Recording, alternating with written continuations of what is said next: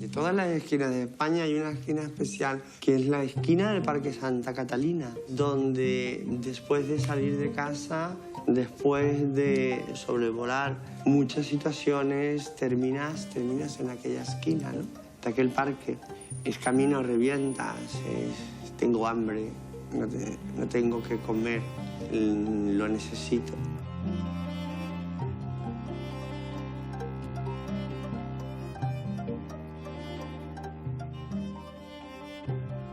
Carla es un icono, es un referente. Íntegra, luchadora, muy convencida de sus ideas y de su lucha. El colectivo trans en general necesitamos referentes, pero porque hemos estado siempre en la sombra. Gracias a la huelga de hambre, eso sirvió como precedente para que España tuviese 2 leyes pioneras a nivel europeo. Poder cambiar la mención de sexo en el DNI, eso fue un hito.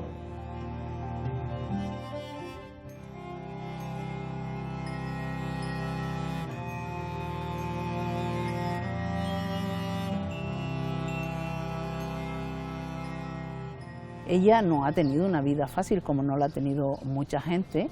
Porque siempre está esa sombra ahí de que todo lo que es disidencia automáticamente o es delito o es enfermedad. Cuando se nos ha representado siempre hemos sido como algo muy excepcional, muy extraño, hasta incluso muy en la parodia, muy en la poca información real. Que también desde el punto de vista médico era considerado una enfermedad. Y la gente dice, bueno, ¿y cuándo expresan la identidad de género las personas? Pues cuando son capaces de hablar.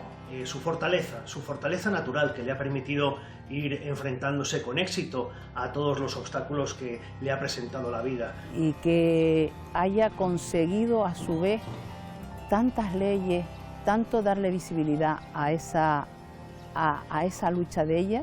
Ya dejen de aquello de travesti, travelo, bujarra, bujarrón, esto que nos llamaban a la gente del colectivo, pero que también se lo aplicaban a ellos porque nadie quería entender. Ella es nuestra supervedette Carla Antonelli. Todo cambio social que queramos generar, todo progreso social empezará por la educación, empezará y terminará por la educación. Mujer en lucha, disconforme con todas las maldades que hay en este mundo.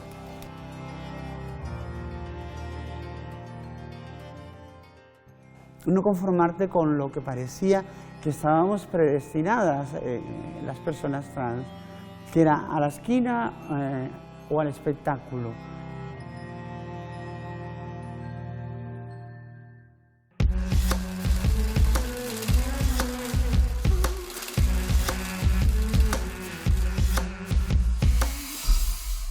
Libertad y lucha son las palabras que mejor definen a nuestra protagonista de hoy, porque para ella rendirse nunca fue, ni es, ni será una opción.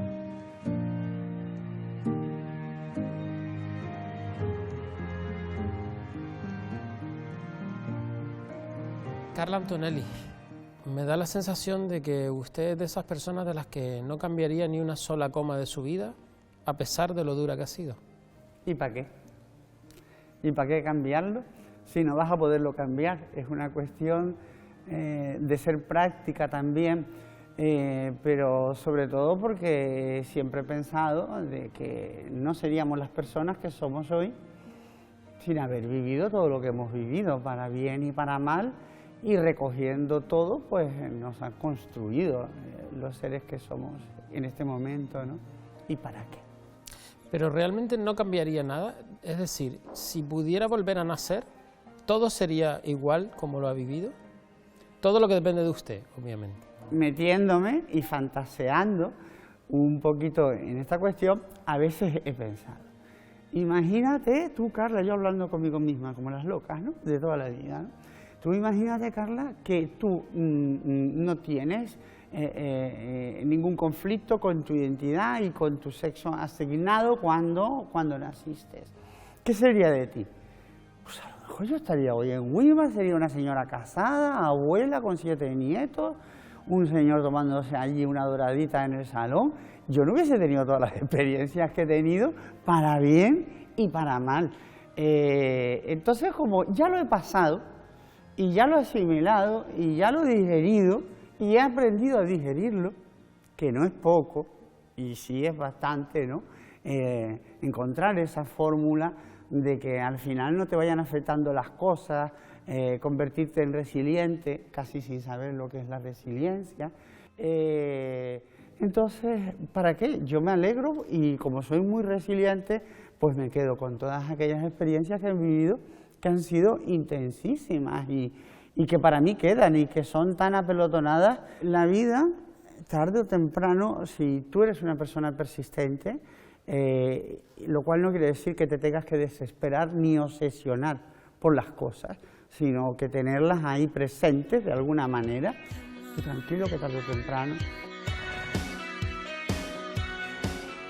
El 13 de julio de 1959 llegó al mundo en Tenerife Carla Delgado Gómez, más conocida artísticamente como Carla Antonelli. Se crió en el municipio de Güímar, donde nació, de donde se fue y a donde volvió tras romper cientos de techos de cristal. El más importante, el de sus propios prejuicios al saber desde muy pequeña que su identidad de género no se correspondía con su sexo. Carla Antonelli se ha construido a sí misma. Carla Antonelli es una mujer que ha venido de donde ha venido, con la poca formación que tenía, saliendo de su pueblo, huyendo de su pueblo, recalando en Gran Canaria y posteriormente a Madrid, pero se ha tenido que continuar, construir un relato continuo para llegar a ser lo que ella es. Ella, como yo le digo, ella no le debe nada a nadie, se lo debe a sí misma. Aunque no lo tuvo fácil, supo reconvertir las situaciones negativas y transformar las persecuciones durante el franquismo, el rechazo que sufrió en su pueblo y por parte de su propia familia, en una oportunidad para salir al mundo sin miedo a ser quien era y brillar con luz propia. Sí, porque sabía que nadie me iba a comprender en ese aspecto, y más siendo una ciudad pequeña, ¿no? Entonces, para evitar comentarios a mal gusto, prefería estar en un mundo aparte, hacer una especie de teatro de la vida que llevaba con mi familia. Es una luchadora, una transformadora, una mujer que ha sido capaz de levantar a las comunidades autónomas en leyes de transformación social, las leyes trans. Ha conseguido que tenga cara, que sea visible, que sea ella y la lucha de los transexuales, los y las transexuales de España un referente internacional. Este premio no es para mí, este premio es para todos aquellos gays, lesbianas, transexuales y bisexuales que perdieron la vida por el camino o que aún hoy en día su existencia se le hace muy difícil. Va por ello. Tal y como acostumbra en su vida, aprovechó los baches en el camino para crecer, pisando siempre con paso firme. Con 17 años abandonó el nido y migró a Gran Canaria, el lugar que supuso su salto a Madrid, donde comenzó su trayectoria artística y como activista en defensa de los derechos del colectivo LGTBI. Yo recuerdo que conocí a Carla allá en el año 77, a poco de ella llegar a Gran Canaria, y la verdad es que me impactó. Era una mujer jovencísima, pero tremendamente guapa. Y luego vas descubriendo, a medida que la vas conociendo y con los años que han ido pasando y relacionándote con ella, que si bien sigue siendo una mujer muy guapa, es mucho más bella, mucho más guapa por dentro. En 1997 agarró la Rosa Roja como bandera y encontró en el PSOE el partido representante de su ideología, con el que sigue luchando por la igualdad. Como actriz, se ha ganado un hueco importante en escenarios relevantes y en la gran pantalla. Con la seguridad de que no tiene que pedir más perdón por ser ella misma, es consciente de que su madre siempre estuvo a su manera, por mucho que le costara entender su transexualidad. Y es que, como ella misma dice, todos los finales son al final nuevos principios.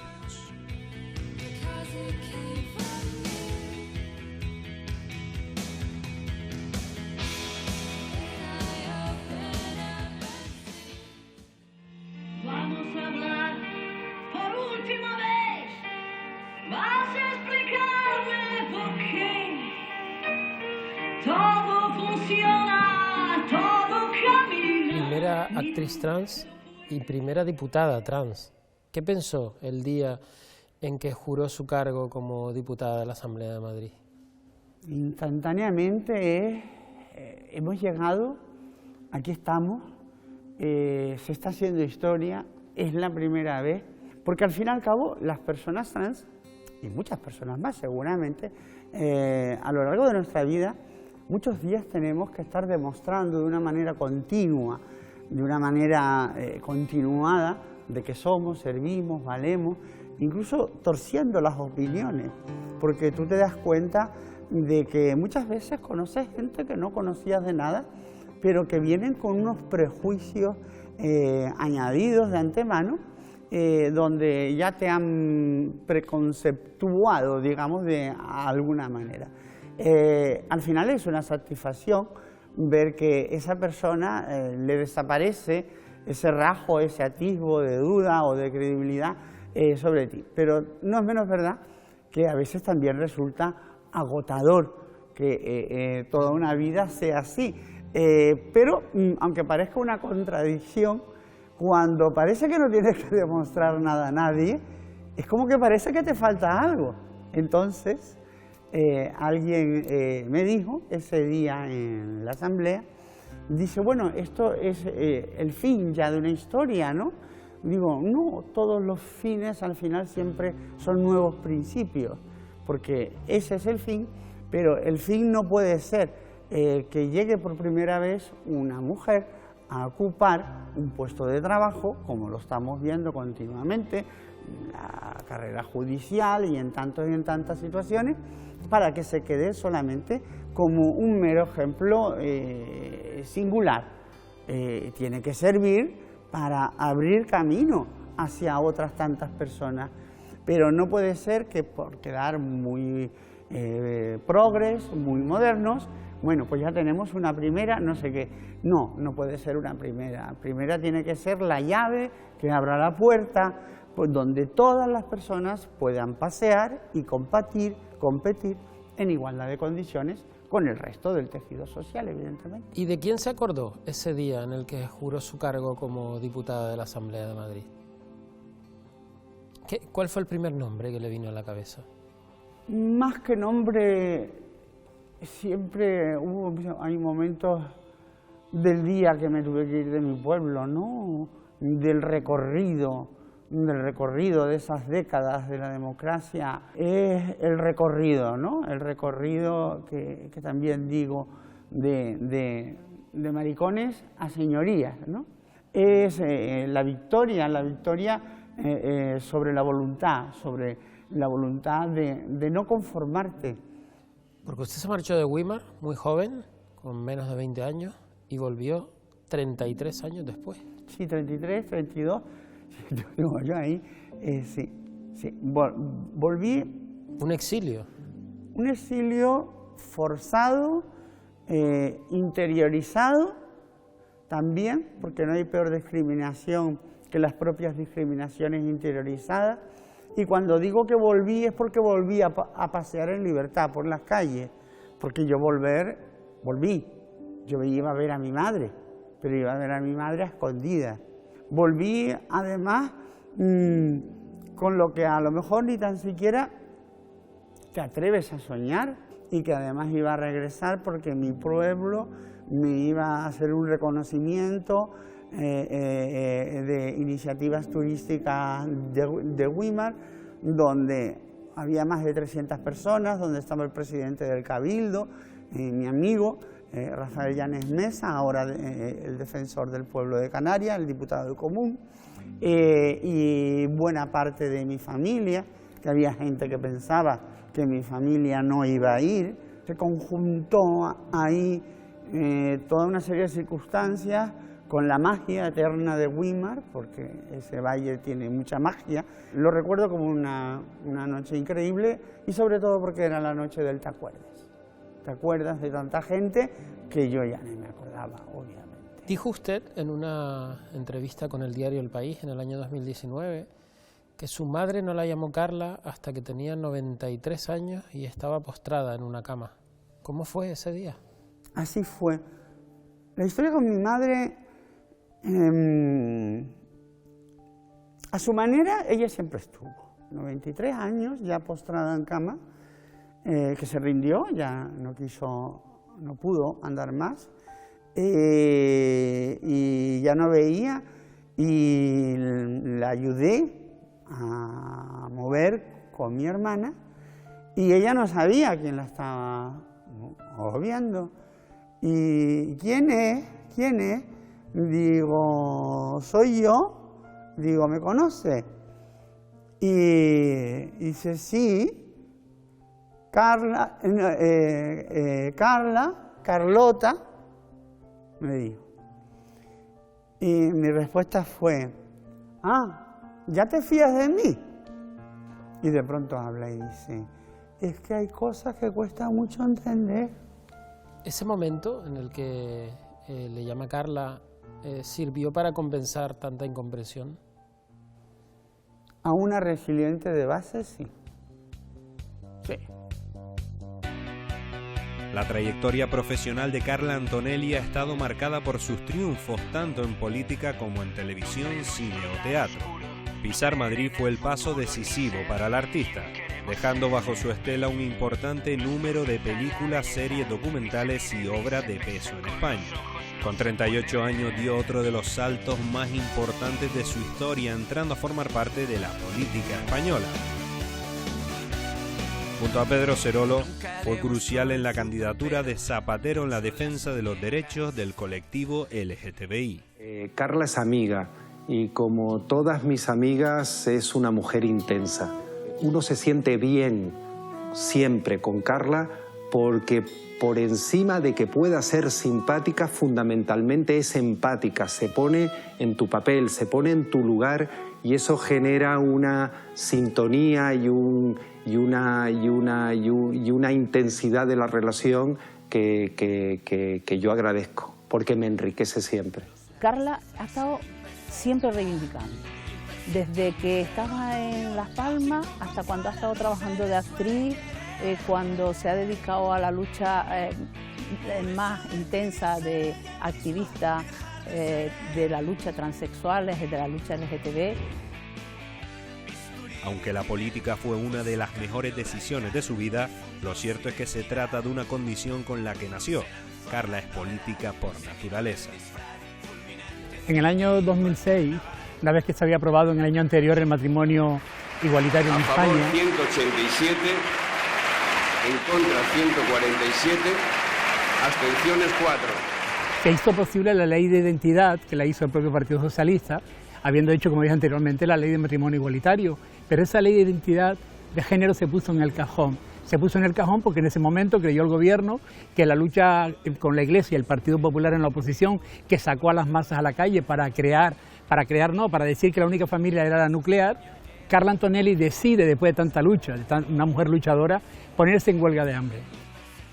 Fue clave en la consecución del matrimonio homosexual en España y es consciente de que, aunque se ha hecho mucho, no es suficiente.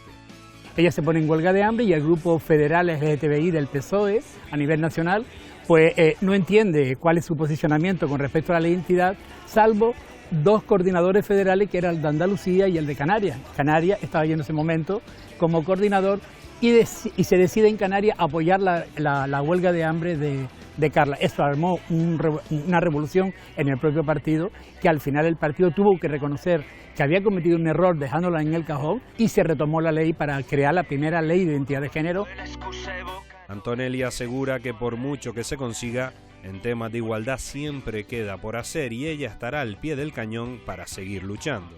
Ella ha llegado a la Asamblea de Madrid, ella es diputada, actriz, activista, pero ha sido una construcción continua con ese relato personal construido en la cual ella sabe perfectamente qué es lo que está diciendo y hacia dónde quiere llegar.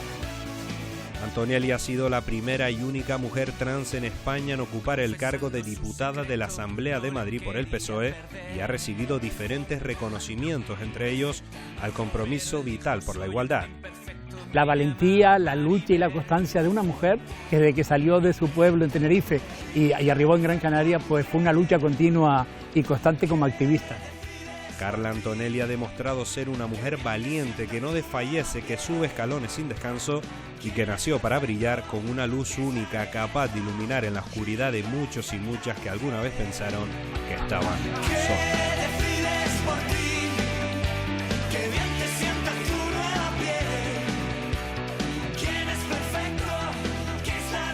¿La detuvieron muchas veces en la época de la clandestinidad? Sí. ¿Y qué ocurría cuando la detenían? Pues te podían dar una paliza perfectamente, humillar, retenerte, llevarte a la cárcel. Yo me acuerdo, y siempre lo cuento, después de las primeras elecciones, aquí en Las Palmas de Gran Canaria, de recibir la democracia a base de hostias. Ya estaréis contentos, maricones, ya tenéis democracia, ¿no? De tener el síndrome de Estocolmo y dar gracias porque la policía no te detuviera, como si hubiese que agradecerlo, pero al final era una concienciación de que estabas en sus manos, porque de hecho literalmente estábamos en sus manos, ¿no? ¿Y no pensó nunca en esos momentos en abandonar la causa? En abandonar la vida, más que la causa. La causa no, la causa siempre está presente, pero en abandonar la vida sí. O sea, esos momentos de flaqueza total, esto entre la risa, lo cómico y la tragedia. Yo me acuerdo en Benidorm, en el año 84, de sufrir una honda depresión, los desarraigos familiares, personales y de tantas cosas, y de querer morir y estar en un quinto piso, pero es que padezco un vértigo terrible, patológico. O sea, yo en un segundo piso me tengo que agarrar al balcón, o sea, quererme suicidar, pero no tirarme del balcón porque tenía vértigo. Y cuando llegaban esos momentos, ¿cuál era el hilo al que se agarraba Carlo Antonelli? A lo que fui aprendiendo poco a poco a reconvertir, hasta de lo peor que te pasaba en la vida, sacar lecciones positivas. O sea, aprender siempre de todo, que todo me sirviera para algo, ¿no? Incluso lo peor, y que no se instalara dentro de mí, porque si no, al final, lo que hacía era, digamos, ponerte una coraza contra el mundo. El viaje de Carla, yo creo que es un antes y un después, ¿no? Viaje de Carla de Fernando Olmeda es un documental que la genialidad obviamente también está en la manera que se editó, que se montó. Fernando lo pensó a raíz de que regresaba a Weimar, después de 33 años después. Como siempre hemos dicho, no es el viaje de Carla, es el viaje de todas y de todos. Es el viaje que representa y simboliza perfectamente a todo el colectivo LGTBI en el sentido de cómo tuvimos, de la gente que tuvo, claro, por supuesto, que huir de su pueblo, dejando atrás amigos, familias, padres y todo un entorno de cómo se terminan interiorizando todas esas discriminaciones, pero al mismo tiempo cuenta por tiempo y por momento la transición política de este país. Narra también la situación de la pandemia mundial como fue y es el SIDA y al final lo más bonito de todo es que cuenta una historia de que hay cosas que por muy imposibles que nos parezcan, se pueden alcanzar, de que esos sueños se pueden hacer realidad. El rodaje del documental, El viaje de Carla, dejó momentos inolvidables, proporcionó una gran cantidad de anécdotas. Para mí fue muy impactante, fue muy emotivo el momento en el que Carla regresaba a Weimar por primera vez después de 25, 28 años sin pisar las calles de su pueblo. Aquella primera noche, dando un paseo con ella, yo de alguna forma fui consciente del viaje personal que había hecho Carla desde que salió muy jovencita para buscar una vida mejor, a ese regreso después de 25 años con todo lo que ella había vivido y todo lo que había recorrido. Esa es una noche que nunca olvidaré. Ese regreso a casa, la verdad, fue muy emocionante. Y, en fin, muchas más anécdotas en una vida ya larga y una vida compartida de una persona muy especial para mí, de la que he aprendido mucho. Carla Antonelli representa la lucha por la igualdad y el mejor ejemplo para un colectivo que ha sido perseguido y castigado de forma injusta y desmedida. Una mujer procedente de esa época donde ser activista no era una opción. Carla Antonelli ha servido de inspiración y fuerza para muchos. La mayor satisfacción que me he llevado fue precisamente la primera vez cuando conseguí cambiarme el DNI, porque después de 2 años esperando por él. Había que tener después una fortaleza muy importante para superar esa LGTB-fobia interiorizada y después salir al exterior, digamos, con la suficiente dignidad y fuerza como para luchar contra los fantasmas externos, porque primero estaban los fantasmas internos que había que eliminar. Inicialmente que una persona trans entre por la puerta de una unidad de salud mental y sea seguida durante 1 año y medio por parte de un psicólogo o un psiquiatra que sea quien valide su identidad. Durante ese tiempo, antes tenían que hacer lo que se llama el test de la vida real, es decir, que sin ningún tipo de tratamiento y sin ningún tipo de ayuda, estas personas tenían que pasarse 1 año y medio en seguimiento psicológico para demostrar que eran las personas que decían que eran. La modelo y actriz canaria Lola Rodríguez asegura que conocer la historia de Carla Antonelli supuso un antes y un después en su vida. Fue una liberación, fue de repente encontrar la llave para mi jaula, ¿sabes? Para que él pudiese salir mi yo completo, ¿no? Y ver que no estaba sola, sobre todo era no estar sola. Se liberó y se armó de valor para contar a su familia que era una mujer. Cuando la descubrí por internet, senté a mis padres y les dije: mamá, papá, soy una mujer trans, o sea, así con una niña, un renacuajo, y yo diciéndole soy una mujer, o sea. Y la familia al principio va notando un poco que era un poco rarito, pero no fue un rechazo frontal como podía ser en otro tema, pero tampoco fue un apoyo como te ves en las generaciones más jóvenes.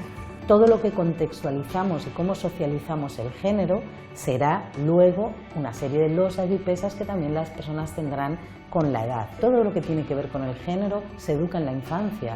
Es decir, ¿por qué hay juguetes para niñas y juguetes para niños cuando en realidad hablamos de juguetes? Que como yo me sentía y cómo me iba el cuerpo, lo vine a descubrir pues prácticamente desde que empecé a hablar, porque yo de mí hablaba en masculino. Y enseguida la gente me empezaba a corregir.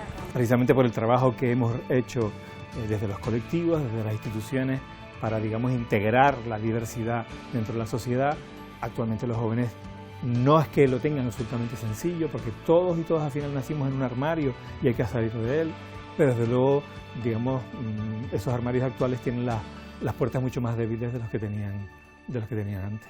Al resto no se lo cuestionamos porque no nos llama la atención, porque es lo que esperamos que sea. Pero cuando lo que esperamos que sea no se corresponde con quien esa personita es cuando la empezamos a cuestionar. En aquellos tiempos fue a base de un reportaje de casualidad que ves en televisión, un par de cosas que lees por aquí, un par de cosas que lees por allá. Que desde el servicio Transcan tenemos una forma de proceder en la que entendemos que a quien tenemos que acompañar, en el caso de peques tan peques, es a las familias. Entendemos que la primera vez pues bien pueden venir con el menor, pues porque probablemente también a la familia le descarga su propia tensión, pero a partir de ahí trabajamos solamente con las familias, no trabajamos con los menores, porque entendemos que el menor aquí no tiene nada más que hacer que jugar con los juguetes.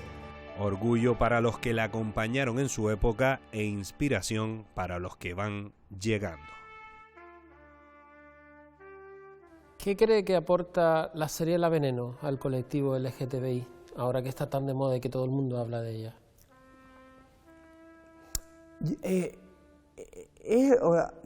Primero, es una serie que está hecha maravillosamente. El descubrimiento de las actrices ha sido poderosísimo.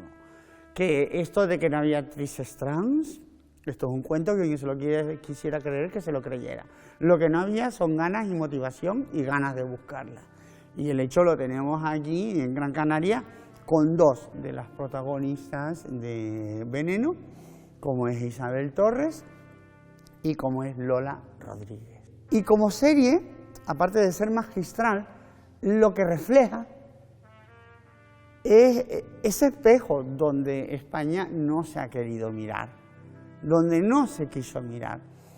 Veneno es la historia de lo que no se puede volver a repetir. Y Cristina Ortiz tiene que ser recordada precisamente porque es la imagen de lo que debe de despertar conciencias, aunque sea a cachetada limpia.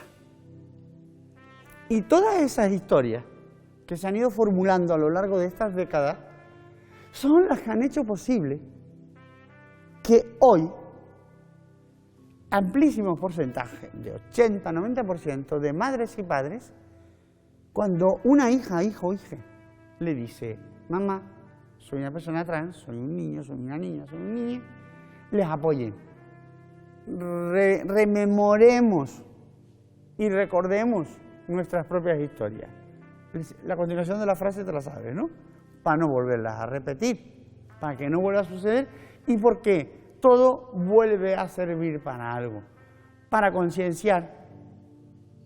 Padres de Lola ya tienen una edad en que pudieron ver cómo se había hecho activismo en este país y cómo se había visibilizado. ¿Echa mucho de menos a Pedro? Sí. ¿Cuántas veces pienso, si Pedro estuviera aquí, ¿qué pensaría? ¿Cómo actuaría? De hecho, poco después de morir Pedro, muchas cosas que hacía, las hacía en momentos críticos. O sea, esto lo haría Pedro así, ¿no? Esto lo haría Pedro así. Mi vida, una parte de mi vida, desde que le conocí por los años 90, yo no la entendería sin Pedro Serolo. Desde una profunda amistad, de pelearnos, de decirnos de todo, a una gran amistad, porque al final las amistades son eso, son también tener peleas, tener discusiones, dejarse de hablar y volverse a hablar. Pedro a mí me enriqueció muchísimo, muchísimo. ¿Cuál es el techo de cristal más importante que ha roto? El techo de cristal más importante, el de mis propios prejuicios,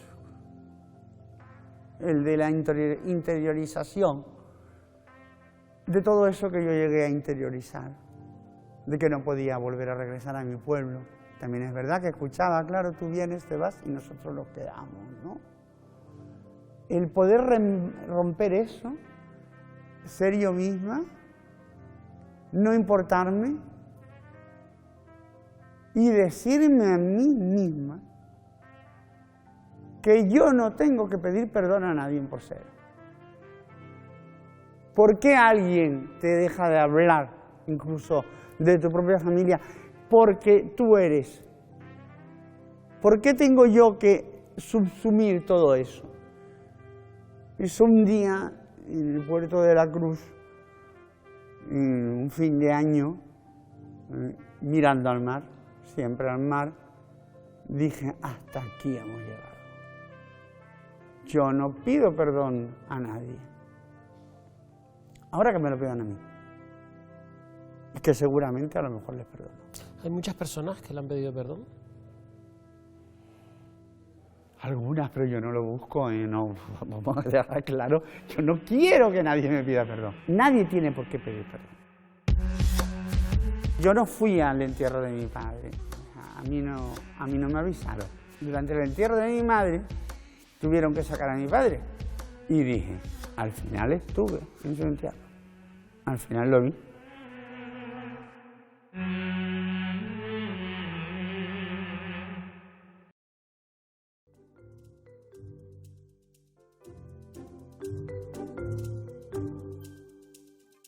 Me alegro muchísimo de haber conocido a Carla, haber conocido luego a parte de su familia.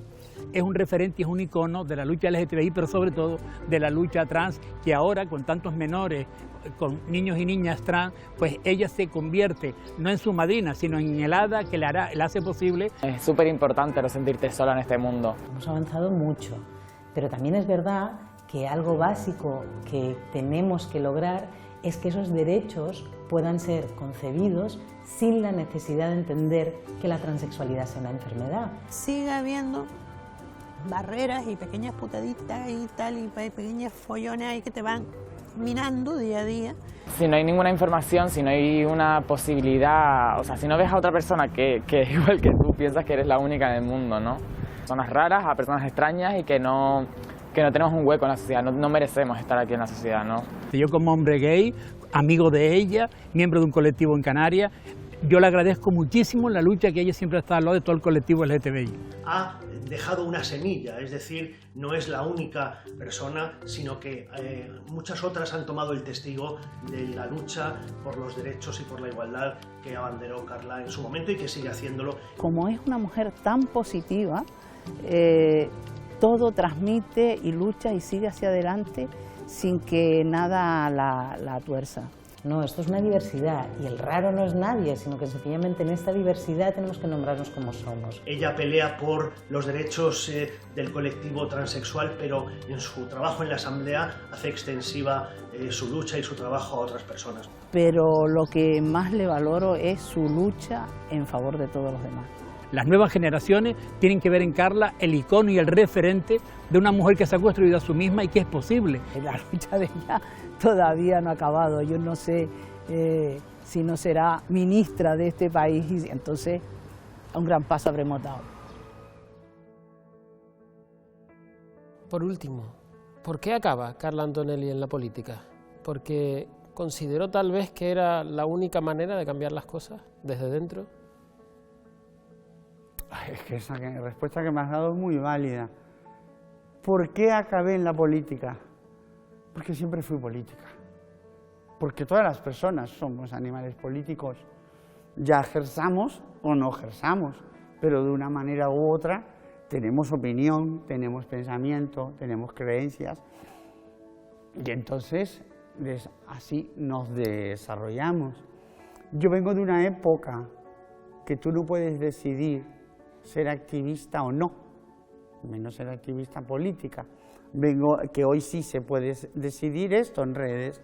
Yo vengo de una época que es del camino revienta. Yo vengo de una época donde el activismo es supervivencia. Siempre lo fui, porque era la única manera de plasmar y hacer realidad esos derechos.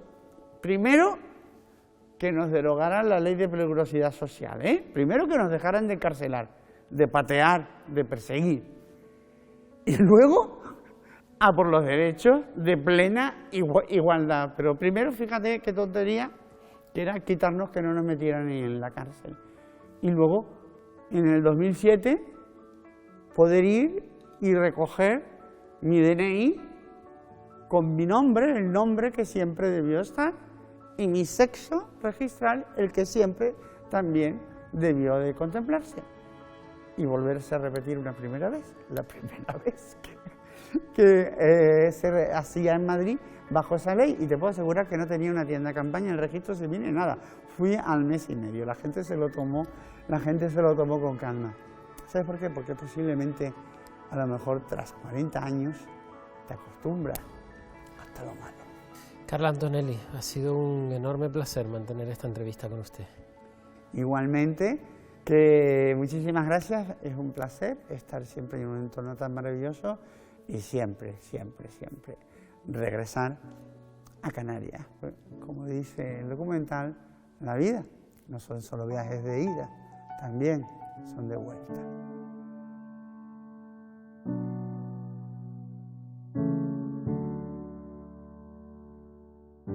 Ha pasado de ser perseguida por el franquismo a ser la primera mujer transexual diputada en España, de ser rechazada en su pueblo a tener una calle con su nombre. Carla Antonelli es la mujer que abrió el camino cerrándole la puerta al miedo.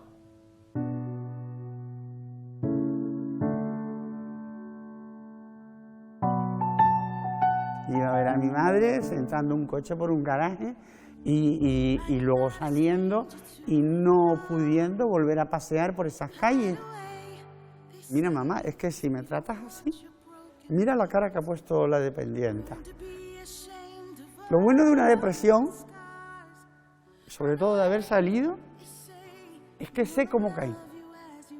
Que yo he estado en las puertas, no de una, sino de 7 o 8. 7 o 8 me he mirado al espejo y he dicho, ¡hey! ni muerta. No van a poder.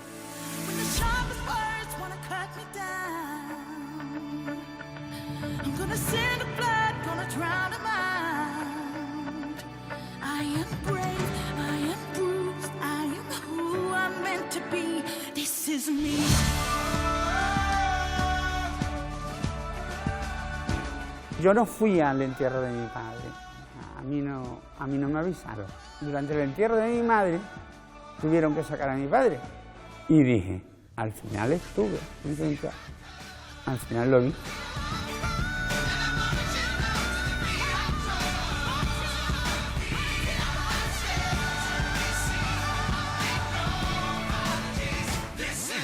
Que se acabó el pedir perdón. ¿Perdón de qué? ¿Por qué yo tengo que bajar la mirada?